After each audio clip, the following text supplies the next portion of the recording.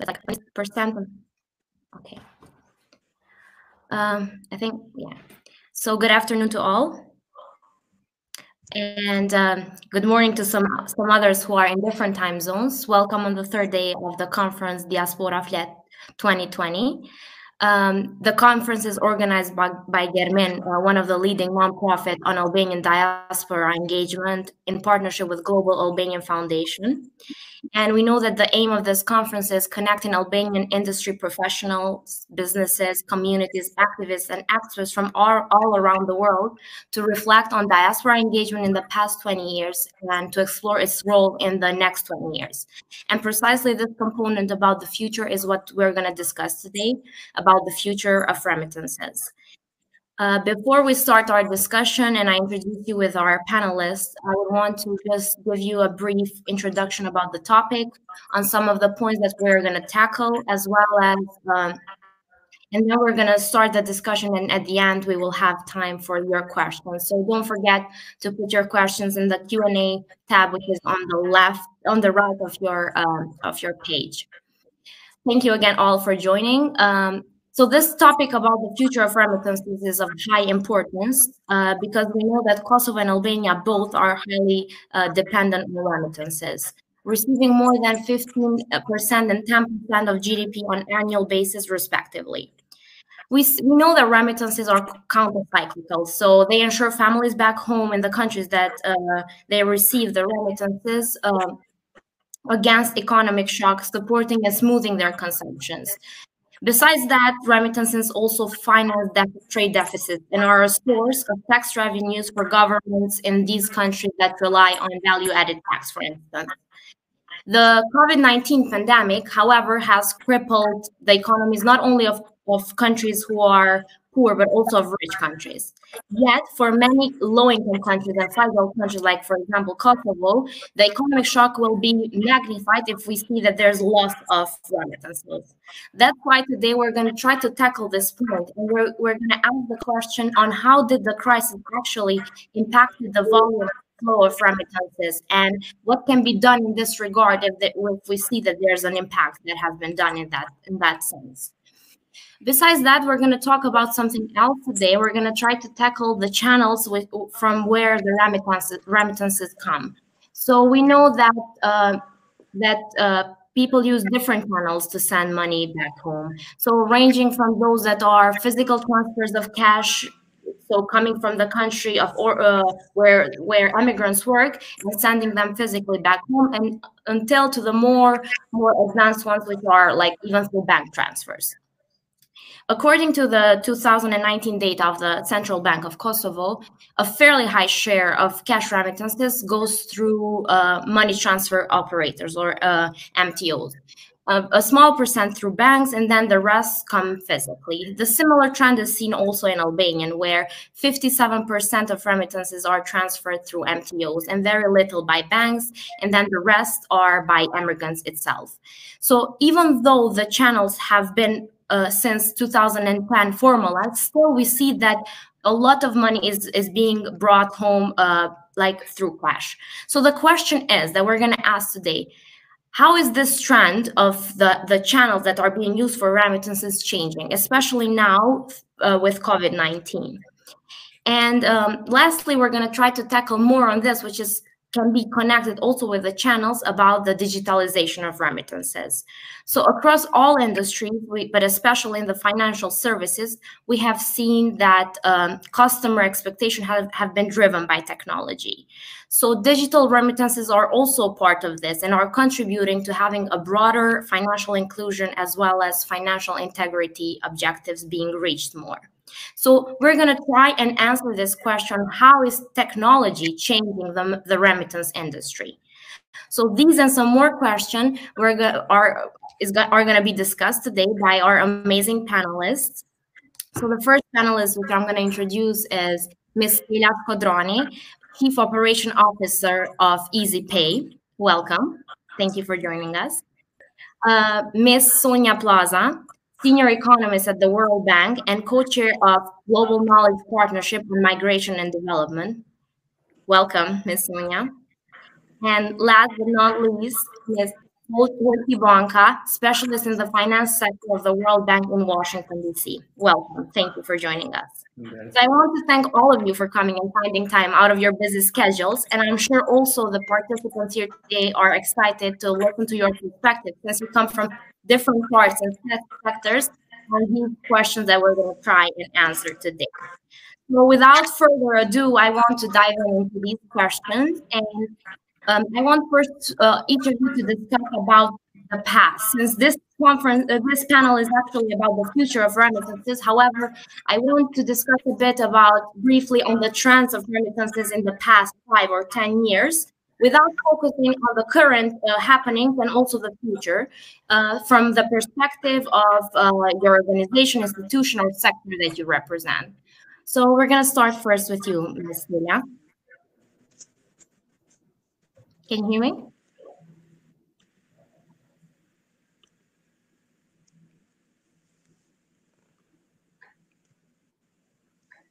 Yes, Ms. Stela, you can start whenever you're ready to discuss about this. And then Can you hear me? Yeah. Yeah.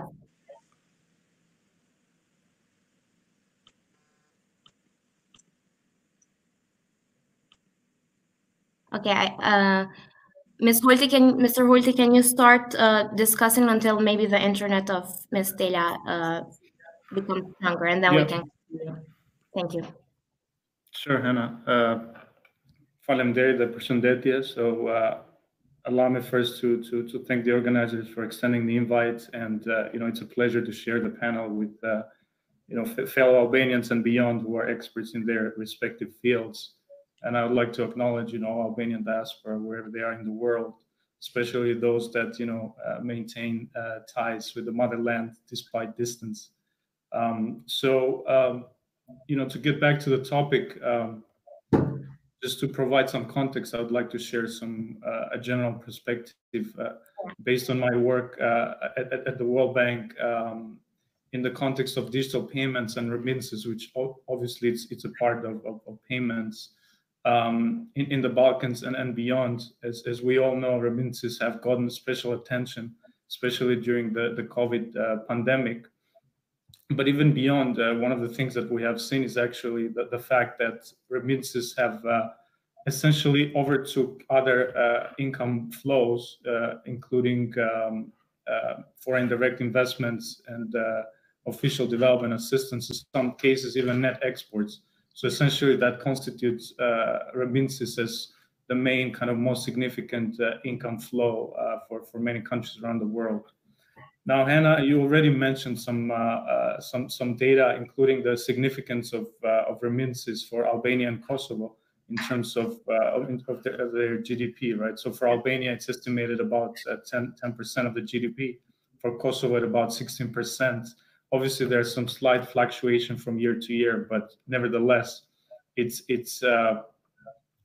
quite clear that their significance has been there and will remain. And it will be interesting to monitor, things as they progress, and of course, as the Albanian and Kosovo economy, shape up in different ways.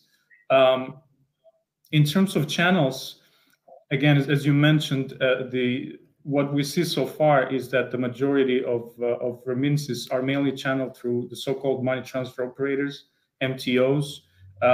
They are some of the big actors that operate in Albania, Kosovo, and beyond, that are essentially kind of dominating the market. There is still a large portion that are channeled through physical cash, and that's primarily because a lot of Albanian migrants tend to live in the neighbor countries such as Albania, Italy, and that obviously make it easier for physical transportation. And then banks and the postal office in some cases do play a role, even though it's a minor role, again, compared to the other channels mentioned. But what is clear is that regardless of the channel used, when it comes to how the remittances are paid to the end recipient, is that they are paid mainly in cash. And that's, again, I think, a sign that a lot has to be done there. What we also see is that, in addition to all these different actors that already described, now there's some emerging new actors that are trying to promote digital channels not just on remittances, but more broadly on payments, that are sort of emerging both in Albania and Kosovo, that are either acting independently or in partnership with banks or money transfer operators. And again, I think this is a trend that we see globally, but obviously it's not taking shape in the Balkans as well. So their role, I think, is going to grow more and more. I'm sure we'll talk about the future later in the discussion. And last but not least, let me briefly touch on the cost aspect, which obviously one cannot ignore the cost component, which I think for both senders and recipients is quite crucial. So for Albania and Kosovo, there's still work to be done. According to the World Bank database, remittance prices worldwide, which essentially tracks prices of remittances in corridors around the world, for Q3 in 2020, the Albania average was about 8.6% of the amount sent, which has an average of $200. While in Kosovo, that average was about 7.3%. Now, both of these are above the global average of 6.7% and above the Eastern Europe and Central Asia, that is about 6.9%. So in a nutshell, I think there's still room for improvement, again, when it comes to digitization and cost of financial services, including obviously remittances. And again, I'm sure we'll dive deeper into some of the factors later. Thank you very much for your inputs. I think these were highly valuable to get a snapshot on what's happening currently in Kosovo and Albania, and to get a better perspective on what can be done in the future. So, Ms. Sonia, can you talk us a little bit also about the trends on the past 5 years and what has happened in this regard with remittances? Thank you very much. I'm trying to see if I can share my screen. I don't know. I'm pressing. Oh, perfect. Share the screen. Perfect.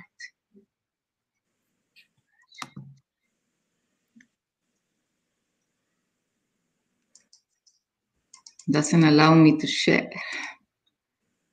1 second. Yeah. I think I will be.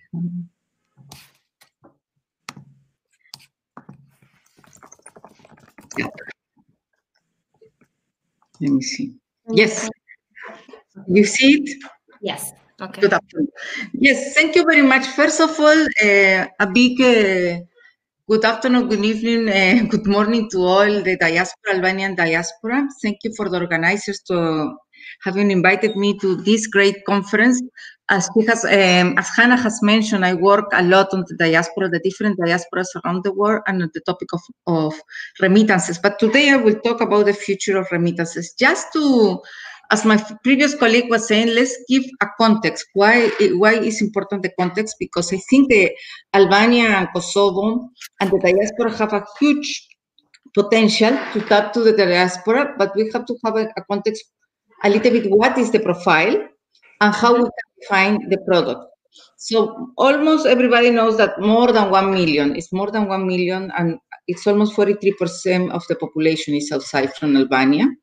There has been different waves of migration, so this is also important for the target, for the type of products that it will be important to design. Mainly destination is Greece, Italy, but there are certain groups that also in the United States, Germany, Montenegro, UK, even in Australia. And there's a second generation diaspora that is another one that it will be important to tap, because they have also the affiliation to continue contributing. And then, however, if we look at the numbers, as my colleague from the World Bank was mentioning, the main destinations and the main remittances are coming from, 88% are coming from Greece and Italy. Now, this we have to take into consideration, given that Greece and Italy, and especially Italy, have been heavily hit by COVID, no? And now we are in the second wave. So we are not out, but let me see a little bit. In case of in the context of Kosovo, well, they have a 30% more of the population outside. The main destination, again, their main destination is Germany and Switzerland. And the remittances, the large percentage of the remittances, 94%, comes from Germany and Switzerland. In that, what has been the trends? I have data since 2004 on remittance inflows to Albania and to Kosovo. As you can see, they follow the similar trend, very, very similar trend. And we have seen a largest inflow, a decrease after the financial crisis in 2009, but mostly the remittances have been for Albania in the 1.2 billion stable, and then for Kosovo has been increasing a little bit, but has been more not bigger changes or not bigger things. Now, we will talk later what's going to happen in 2019, but it has been stable. So three things. Remittances have been larger than foreign direct investment and official development assistance for both cases. Remittances are very important to support the current account balance, the balance of payments, and to improve the credit worthiness of the country. So it will be key to facilitate the transfer of remittances and to keep taking into consideration how these remittances need to come to the country.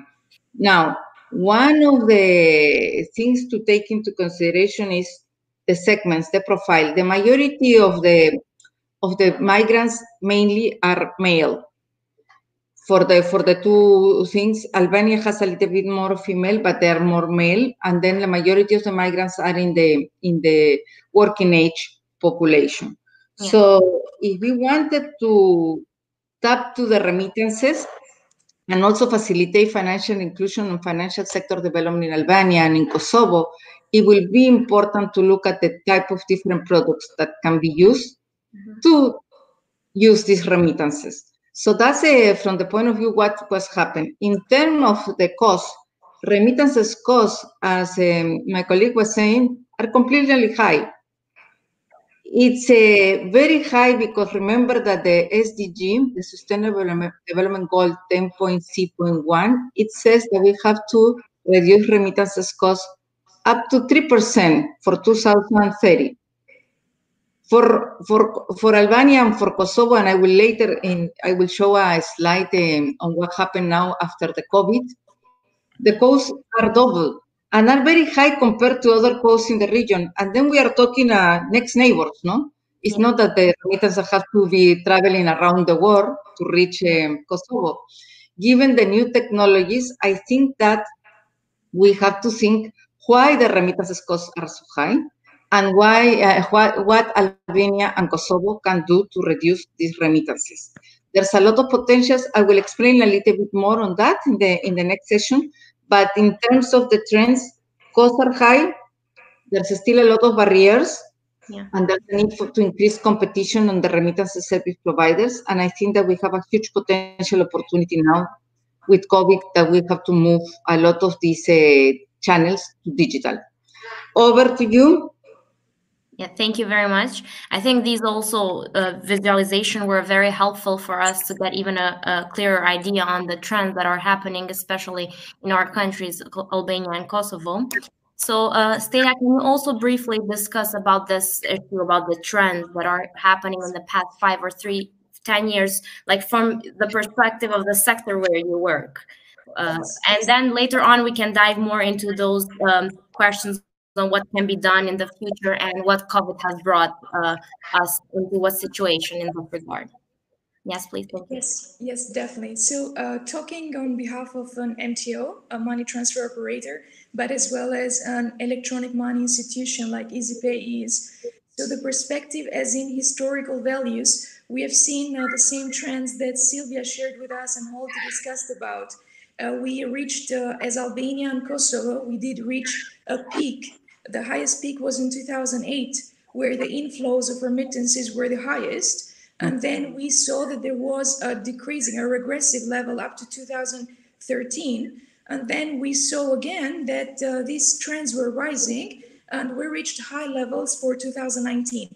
So the 2019 values that we as institutions, as financial institutions in the markets experience were very good values. And we were positive that the economic trends of remittances will continue.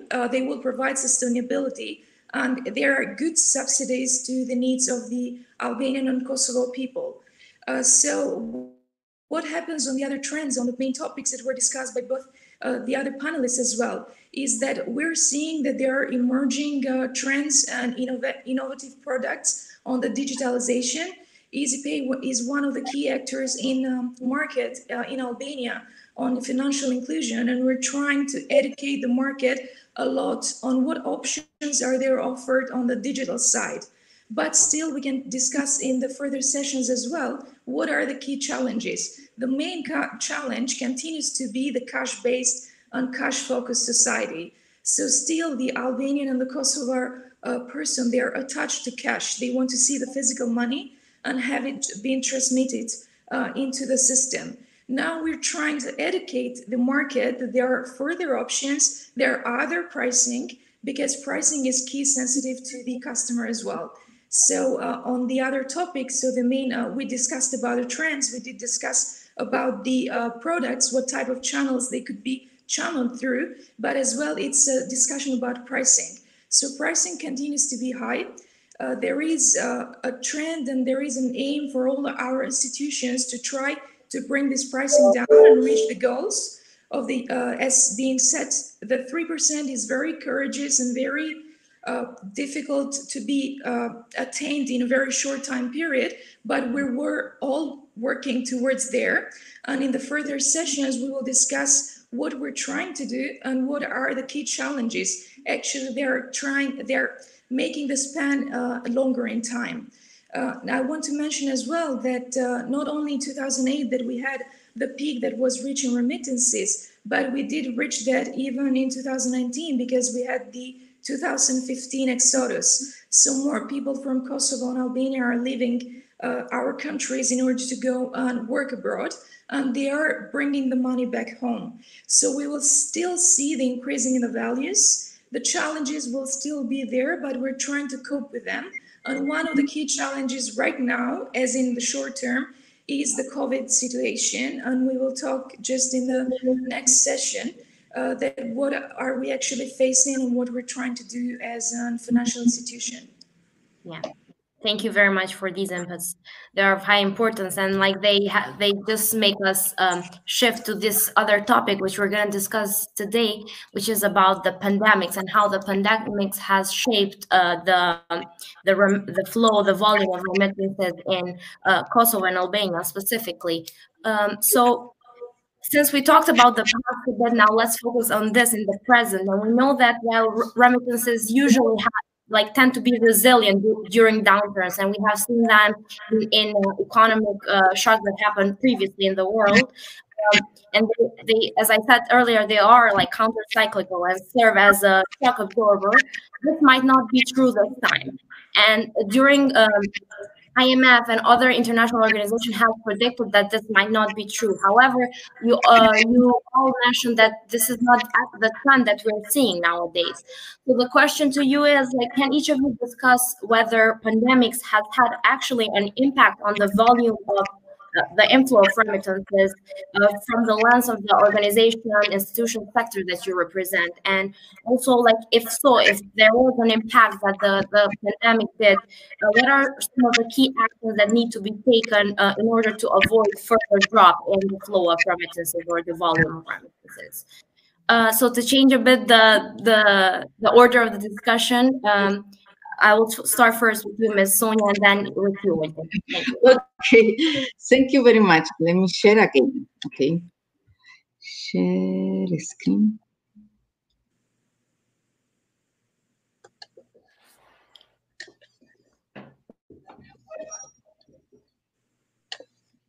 Great. So do you see it? Yes, we see it. Thank you very much. So now, what are the key messages? Because we are seeing some hopes, because we know that the Pfizer vaccine is coming maybe to the approval in the United States, and there are other vaccines also almost ready. But for the time being, especially for 1 year, it's going to be hard because we are in the second wave or third wave in certain countries on the epidemic. So in the short term, well, not short term, but even in the next 6 months, still for the distribution of the vaccine is going to be very difficult that the COVID-19 will end up. We have seen also around the world that the new migration has declined. This is mainly because all the borders are closed, there are not visa approvals, everything is in that situation. And we have seen also that return migration has increased. Now, I don't think that this has been the case for Albania and Kosovo, that there has been so much return, but in other countries around the world, yes. Now, you talk about what were the estimations of the World Bank. We did, and it's very difficult to estimate when you didn't have data. One of the things that is missing right now is high-frequency data. Even the Bank of Albania, high-frequency data for remittances. Even the Bank of Albania produces quarterly data. Now we are working with several countries around the world to monitor the data, not even monthly, weekly, because remittances are key for the balance of payments. And then we are expecting a decline by 14% in 2021. I will not talk about the policy response, I will talk later. But just to give you, these are the trends around the world on what happened with what is happening with the COVID. Yeah. And as you have seen for this, FDI in 2019, for the first time, remittances, global remittances to developing countries increased more than foreign direct investment around the world. And then the crisis came. Okay, we're expecting a 7.2% in 2020 and another decrease in 7.5% around the world. However, if you see, the decrease of the is despite all this impact of the COVID, remittances will still be larger than foreign direct investments, ODA, and all other portfolio flows. So we need to pay attention how to facilitate remittances. Now, what was the impact? The impact was extremely severe in quarter 2. April, May, June, when we saw that the majority of the business and the lockdown and the mobility barriers were put. And if you have seen also, Albania has almost 20 or 30% decrease on quarter 2. Okay, so all the countries in the world, the majority, with the exception of Mexico, Pakistan, and Bangladesh, there was a North Macedonia, there was a really decrease in quarter 2, and there were several hit. However, immediately after quarter 3, there has been a recovery. We see this in all the countries also. Let me tell you, Somalia, Peru, different countries. So we have seen a partial recovery because also employment has recovered a little bit for the countries. Now, what we are expecting, as you can see in this slide, for the majority of the countries, we are expecting a very large decrease. And our expectation was that for the 2020 for Europe and Central Asia, it's going to be minus 16.1%. But this is not for the Balkans. This is total Europe and Central Asia because the country in Kyrgyzstan, Tajikistan has been heavily affected by what is going on in Russia. No? So again, this is for Albania and Kosovo, we are expecting a modest decline. But a modest decline in 2020. Not so much pronounced as before. But very clear what happened is, as up to July 2020, for example, in Kosovo, remittances have increased by 9.8%, which I was saying that there was no possibility, in quarter 2, there was a decrease, but two things were happening. First, people were waiting to send remittances, and when they're able to send, they send remittances. There was the resilience that you mentioned, Hana, because the migrants wanted to support their families back home. And also, they need to send the money through different channels.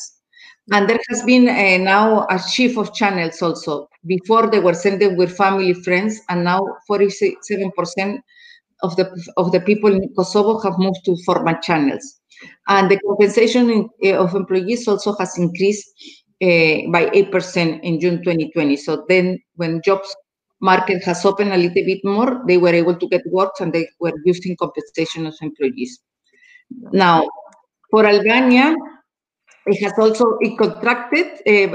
contracted in quarter 2, as I mentioned before, but it's recovering in quarter 3. Now, I wanted to show what's going on with the remittances cost due to the pandemic. Exactly. Remittance costs during the pandemic have increased in certain corridors. So despite everybody has said that everybody's moving to the digital channels and the remittances cost will decrease, and that has not been happening, okay? And I took this database from our database on the remittances service providers. In 2 corridors in Germany and Italy, yes, there has been a little bit of decrease, but in Switzerland, UK, this has increased. So this came out also to take what is the actions that we have to take to really reflect it that remittances are decreasing and the people who are suffering the crisis on the migrants are being have more channels, no, on the open side. Just as an anecdote, the EasyPay, my colleague from EasyPay were saying that it's very difficult to send via to shift the minds to move from cash to digital. No?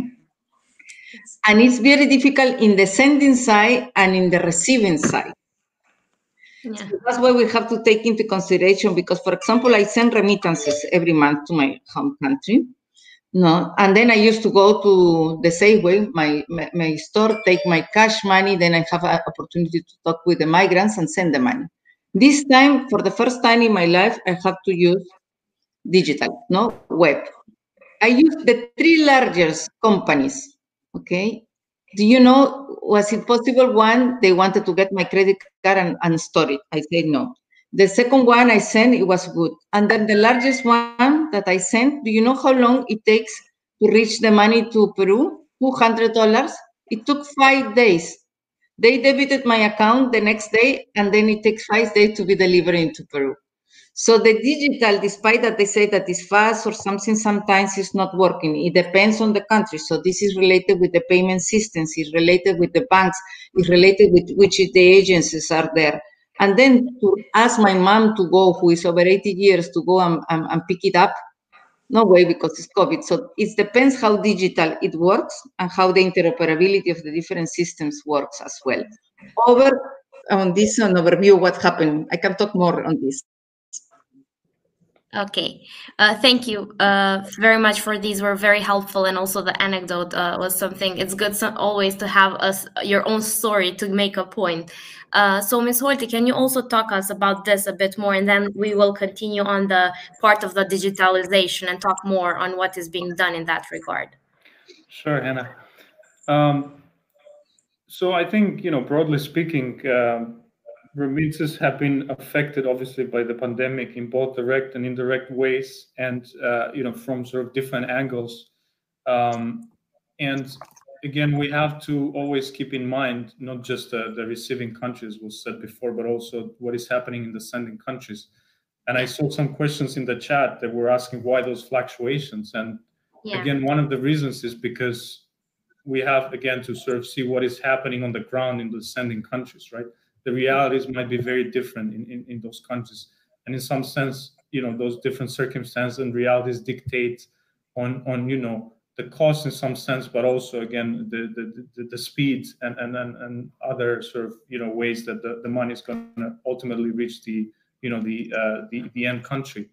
But going back to the sort of the correlation of the pandemic to remittance flows, obviously, there have been a lot of job losses due to the pandemic, lack of mobility and social distancing measures. So all of these, again, directly or indirectly, have impacted remittances. As was mentioned, the World Bank did project a decline in remittance flows globally. Nevertheless, I think one has to acknowledge the fact that remittances will continue to remain vital, exactly because of the decline expected in foreign direct investments. So in the broader context, again, remittances will still kind of end up being one of the main kind of support income flows. Lockdown and social distancing measures have also disrupted businesses at the level of service providers. What happened at the beginning of the crisis that complicated things a little bit was that remittance service providers were not perceived or widely deemed essential services in many countries, and in that sense, the choice of remittance channels was quite limited, especially when there had to be customer due diligence requirements that that had to be then conducted remotely. So again, you can imagine how these kinds of complications then will affect, costs from, again, the service provider side, but also efficiency and speed, right? So other factors one can look into the reduced working hours, and again, at the service provider level, that obviously impacted staff and clientele. In many cases, the measures that had to be taken required further technological investments from the service providers, which meant lower turnover, and also put kind of their financial resilience to the test. So again, right, it's all of these pieces are part of that sort of larger equation. So it's not just purely kind of driven reasons.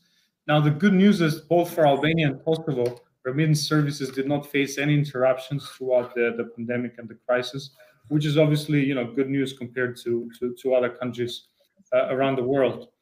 Another important factor to bring in is the concept of financial inclusion that Hana mentioned in the beginning, that is relevant again for remittances, but more broadly on payments as well.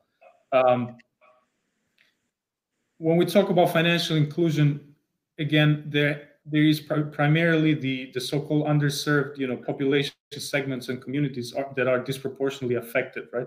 Those that do not have access to a transaction account, be it with a bank or non-bank payment service provider, those that might have a difficulty, reaching to the physical branches of some of the operators, those that might not necessarily have the appropriate documentation, and in the context of migrants, right, that might be particularly challenging and relevant, given that some migrants might not have the relevant permit residence and so forth. So that makes it extra hard for them, right, to essentially have access and use digital financial services, including the digital channels associated with remittances. Online transactions obviously also require operators to be able to remotely collect and verify identity documents, as mentioned. So they have to obviously exercise additional vigilance against high risk of fraud and financial crime, to comply with the so-called anti-money laundering and countering financing of terrorism, so-called AML CFT regulations. So for many operators, right, so the compliance costs with those types of requirements are also quite high. And ultimately, one way or another, they also will be passed to the end customer. So we also have to, make sure that in the process, these types of, these types of processes are also automated to the extent possible, without obviously compromising the solidity, so to speak, of this kind of information.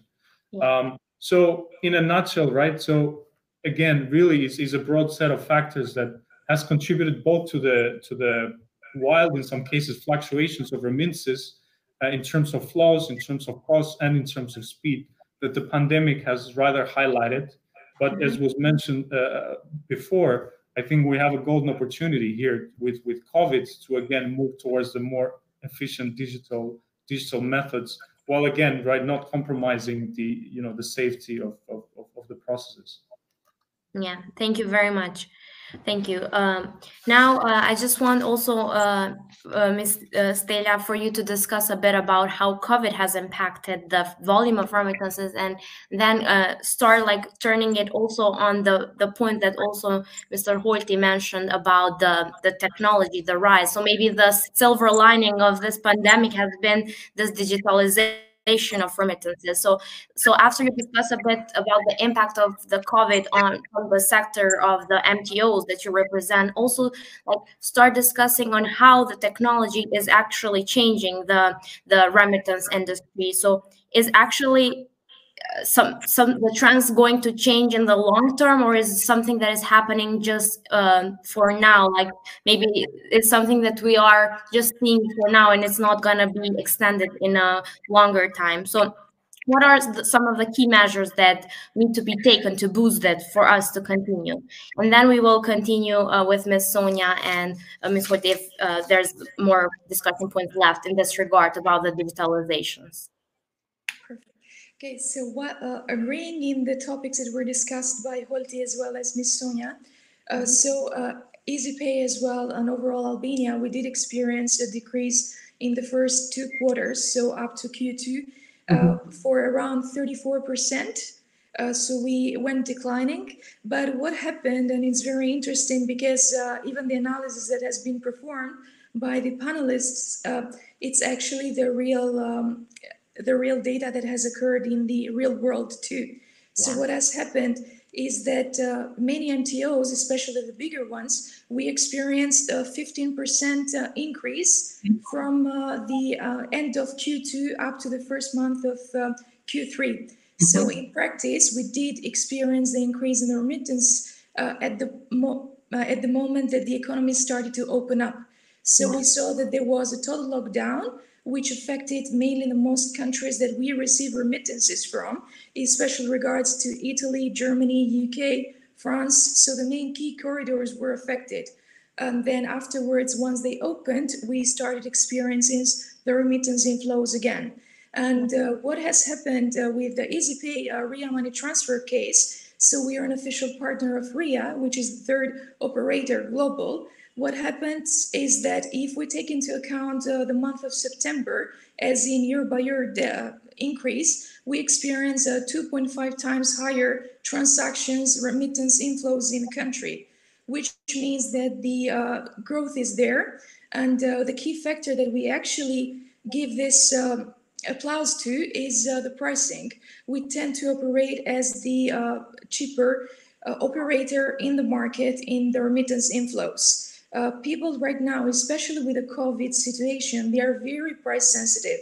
So once you need to get their attention in order to use the service, is primarily offering them one of the best prices. And in addition, one of the key services, as in real-time services. I heard about the case that Ms. Sonia was describing on the digital side on sending the transaction. And it is true, we need to work a lot, not just on the receiving side, on making it digital, but we need to work on the sending side too. The good part about having MTOs which are global, the ones that actually have entered Albania and Kosovar in markets as well, is that we are global partners. So we try to work a lot with the sending agents and the sending companies too, in order to make happen the key factor in the digitalization process, so educate.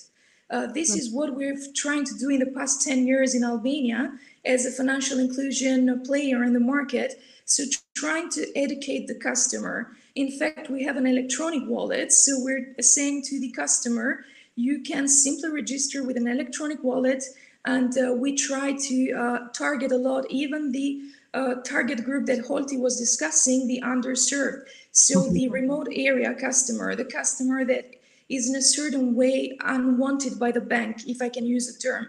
And that customer is targeted, and we welcome them to use the electronic transfers. Thus far, we have 34 different services included in the wallet, especially with the payment services. It is very hard to convince the customer because primarily we need to educate them. So the key factor that we see in Albania and Kosovo is trying to find the appropriate tools, as in with mass media communication, with social media communication, with tutorials, with meetings, interest groups, in order to make them aware on the alternative channels that are available and what is the real-time transfer experience that they can actually get.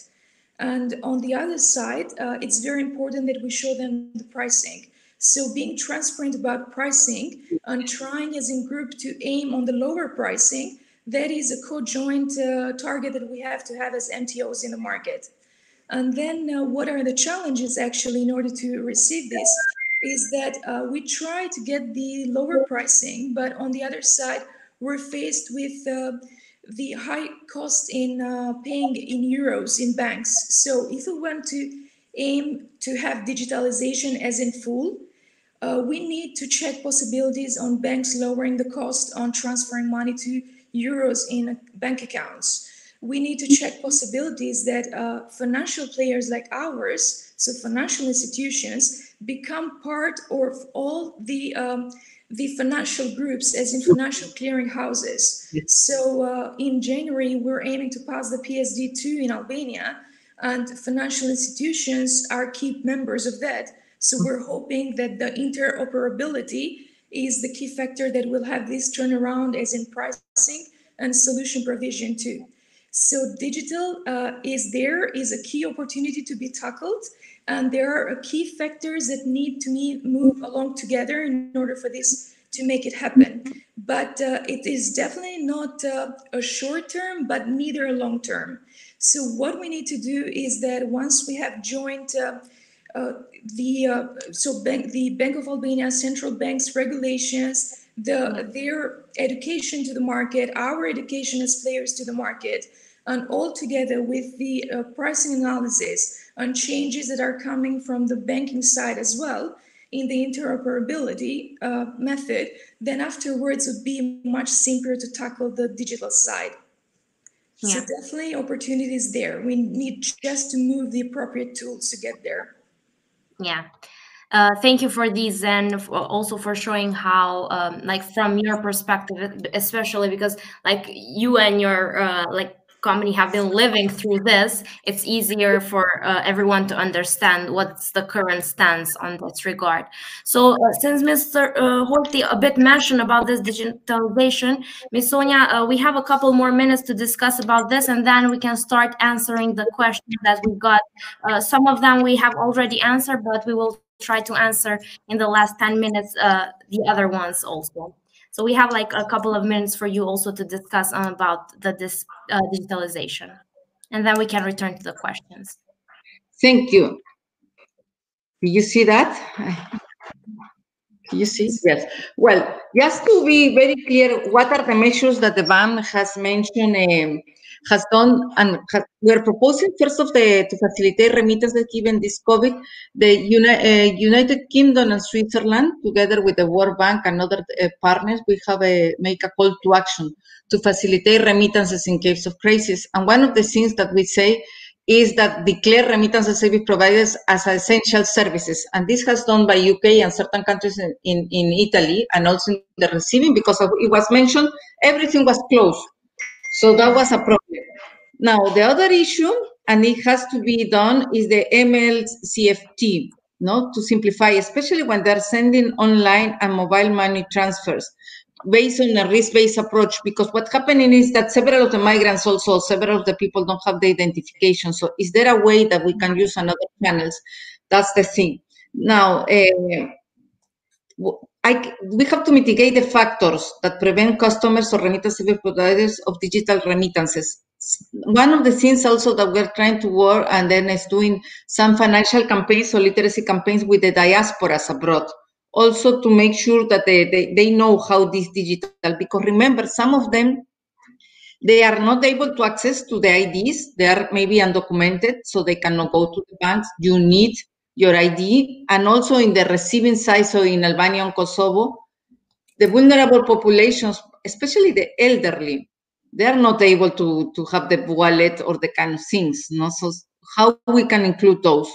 We need to improve data on remittances. And for that, we don't have that data.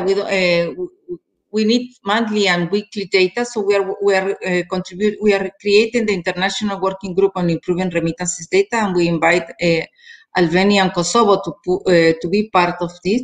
But also we need to improve financial access. Yeah. There's no financial access they were mentioned in rural areas, for the elderly, for the undocumented in the destination countries. And we have to continue supporting the efforts to reducing remittances costs. This is important for if we can increase the competition, and also because we need to eliminate the exclusivity contracts. There's a lot of exclusivity contracts, especially with the post offices. Sometimes the post office in the sending and the destination countries, they have exclusivity contract with the money transfer operators, and this increases the price. No, so I think the agenda right now, it's important on the digital. We have to work on the eKYC in the regulation with the central bank. No, we need to work on the risk in anti-money laundering. We need to work on the interoperability. And the most important thing is the mobile money, but also, as my colleague from the ECPay say, how the money transfer operator have access to the different payment infrastructure, the clearing systems, and how to deal with the exchange rate on the payment in the euros, because if they don't have access, they have a problem. And then the issue of correspondent banks as well. So the clearing, the settlement, the capital adequacy, the disclosure, the cross-border, everything that is related with that will be important. Digital is key. I think that we have to continue, but we need to open, because despite that they say that 3% is very long goal, even we have seen before in 2015, the technology can reduce the sending remittances even to zero cost, okay? But you can go even to 1 or 2%. You can see that between Russia and certain countries, and you can see that between the Gulf countries and India and Bangladesh when there's a lot of volume. But we can reduce more if we increase competition and we facilitate also the interoperability on that. So I think we can do more. I think this is a great opportunity to enter into the digital, but a lot of the competition and a lot of the exclusivity contracts and open for more mobile operators will be important. Over. Thank you. Thank you very much. I think that's why this discussion was of a high importance also because it brought back a topic which is not usually a lot discussed about digitalization of remittances, especially in Albanian and Kosovo, like very openly. So it was very pertinent to have such discussion. I know this topic is very like long, and it would take hours for us to discuss all the stuff, but unfortunately we don't have as much time. That's why I would want to take some of the questions that have gotten from the audience. I will go from the ones that came like in order. Some of them I think we have mentioned, so I try to ask some of the questions which are there are a question which discusses about do you think that remittances has contributed to an artificial increase of inflation in both countries? Any one of you can answer this.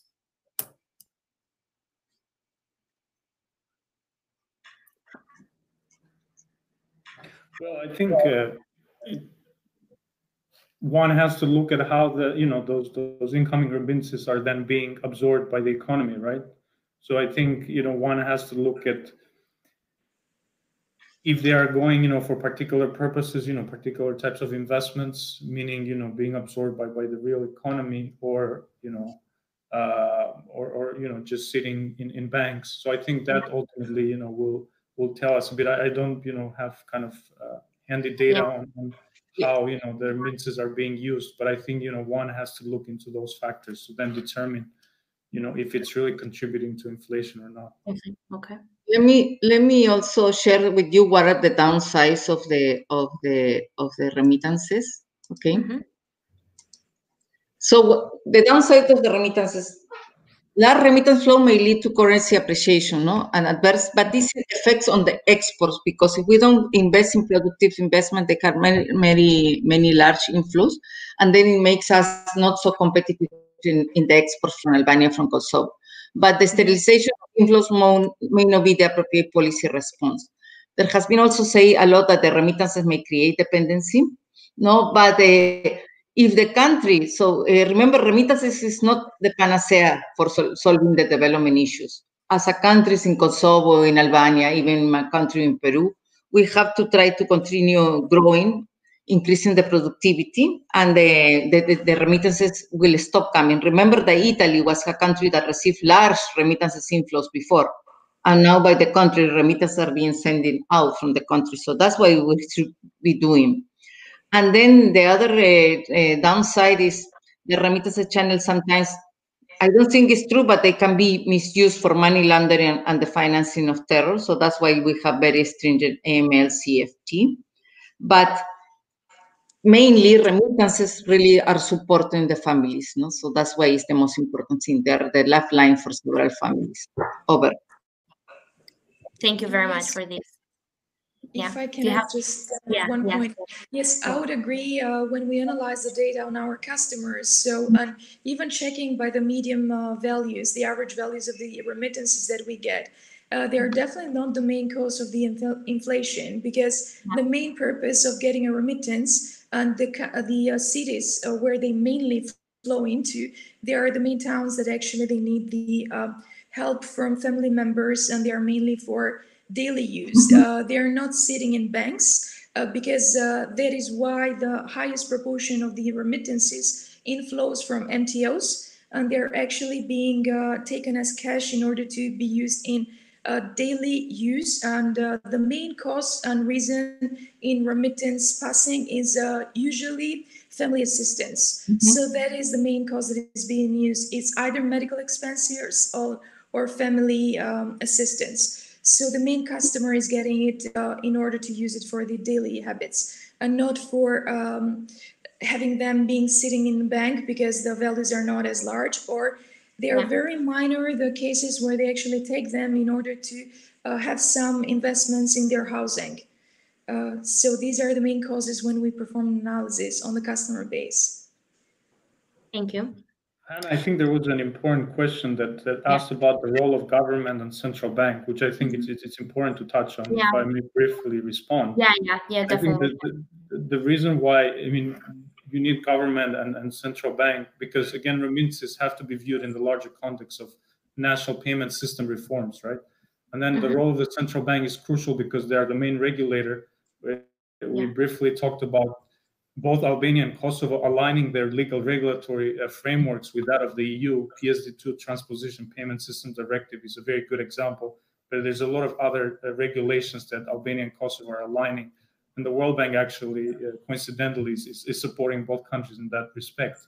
But also, the central banks also operate some of the payment systems. The clearing houses, the real-time gross settlement systems, or the large value systems. So essentially, they can create the conducive environment needed for the private sector to come in and thrive, right? That also links a bit to the technology side. For instance, a lot of countries now around the world are implementing instant payment systems, right, which allow for real-time availability of funds during a payment transaction. And that can be useful for domestic, but also cross-border payments. We see the use of contactless payments, which now with COVID has been, further increased. So, that's why you need the public sector as much as you need the private sector. Yeah, thank you. Definitely, that was one of the questions that I was going to ask now. Since we have just like a couple of minutes left, I think I scrolled down the question and I saw that some of you have answered some of them. And the questions here were answered in one way or in another, like through your discussion points. So unfortunately, we cannot go through all of them in detail and try to answer them. That's why I think that this was a very productive discussion. So I want to thank you all for all your valuable inputs that you have given today.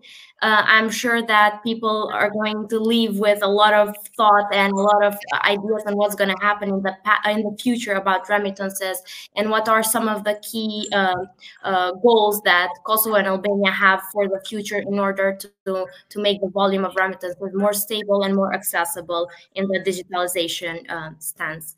So I want to thank you all for being here, and I hope we all meet soon in different settings. Thank you all for joining. Thank you very much. Have a great rest of the day. You too. Thank you for all the questions. Thank you. Thank you.